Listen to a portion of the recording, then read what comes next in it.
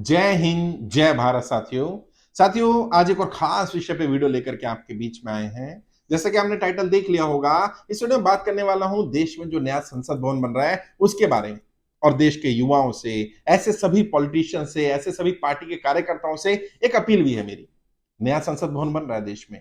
2023 में शायद हो सकता है कि नए संसद भवन में हमारे पुराने सांसद जाकर के बैठ जाएं, बट मेरी एक इच्छा है।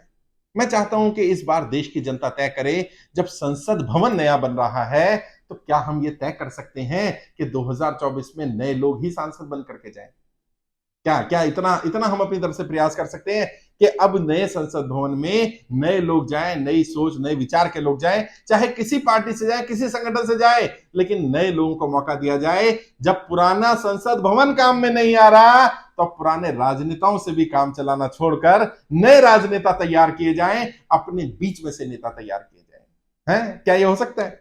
और कब तक यार कार्यकर्ता बने रहोगे? कब तक पार्टी के झंडे उठाते रहोगे? कब तक लड्डू मिलता रहेगा? अगला नंबर 13, और 13 नहीं बोलते हैं, अगला नंबर 13, 12 तुमसे पहले जिन्हें लड्डू दिया गया है। तो अगर आपको लग रहा है आप सक्षम हैं, अगर आपको लग रहा है आपके अंदर काबिलियत है, अगर आपको लग रहा है आपके पास संसाधन है, और ऐसे संसाधन है कि आप ईमानदारी से देश के लिए काम करना चाहते हैं, तो आप क्यों नहीं ट्राई करते संसद होने जाने की यार?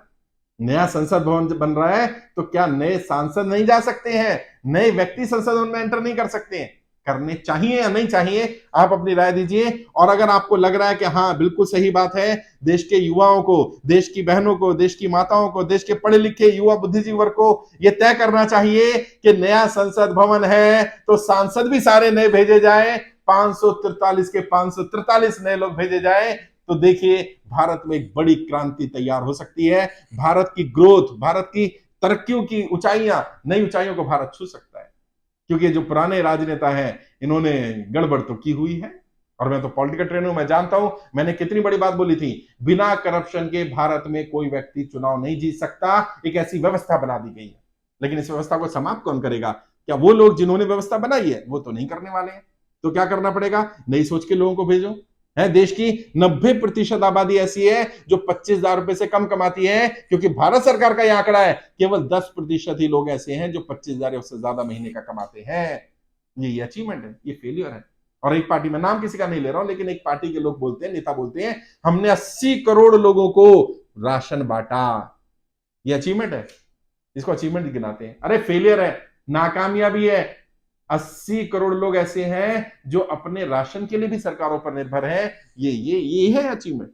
और मैं किसी नेता एक पार्टी के खिलाफ या फेवर में बात नहीं कर रहा। मैं कह रहा हूं इस बार तय कर लो, नए लोगों को भेजा जाए। जिस भी पार्टी, जिस भी संगठन में जुड़ना चाहो जुड़ जाओ, लेकिन अगर वो संगठन आपको शिकार बना रहा हो, वो कहे कि नहीं पुराने वाले नेता के लिए झंडे उठा लो, पुराने वाले को टिकट दे देते हैं, वो 2 बार से सांसद रहा, वो 5 बार से सांसद रहा, उसका बहिष्कार करना शुरू करो। बोलना शुरू करो अपनी पार्टी में कि जब नया संसद भवन बन रहा है तो वो संसद भवन युवा होगा, तो सांसद युवा क्यों नहीं होने चाहिए?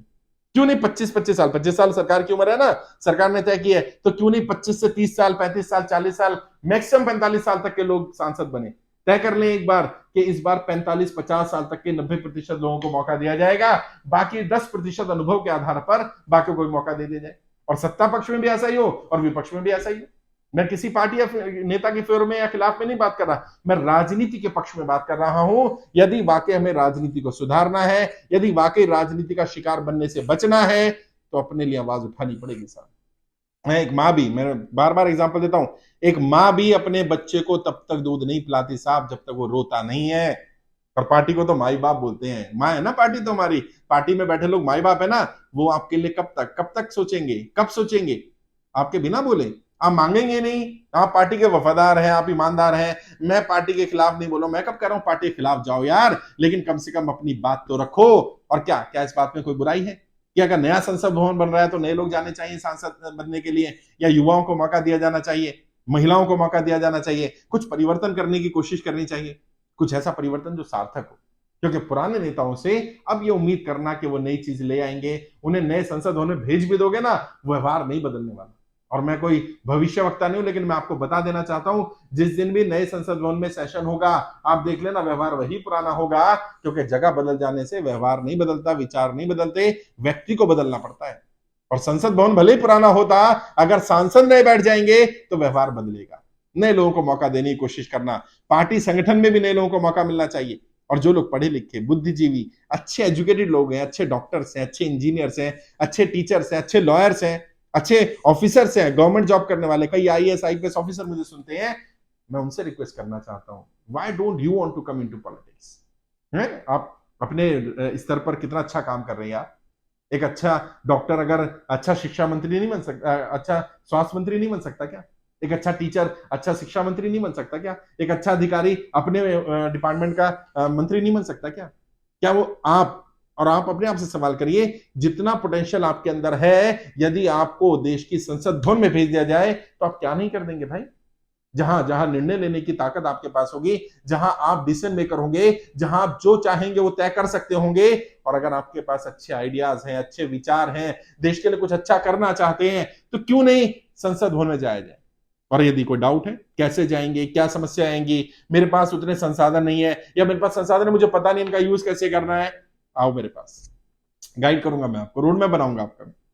और 2 4 5 मिनट बात करने, फ्री ऑफ कॉस्ट बात कर लेना, वीडियो के डिस्क्रिप्शन में मेरा नंबर मिल जाएगा, एक बार बात जरूर करना। मैं गाइड करूंगा आपको, मैं सिखाऊंगा, समझाऊंगा, मैं कोशिश करूंगा कि आपको सांसद बना पाऊं। और मेरा एक ही प्रयास है कि जब संसद भवन नया है तो सांसद भी नए होने चाहिए, ऐसे सांसद होने चाहिए जो नई सोच के हो, नए विचार के हो, नई ऊर्जा के साथ, नए तरह से काम करने वाले। जब नए लोग संसद भवन में पहुंचेंगे, यकीन मानिए भारत बहुत तेजी से तरक्की करने लगेगा।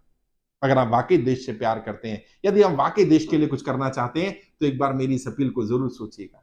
अकेले में सोने से पहले सोचिएगा जरूर, एक आदमी ये कह रहा है कि तुम सांसद बन सकते हो।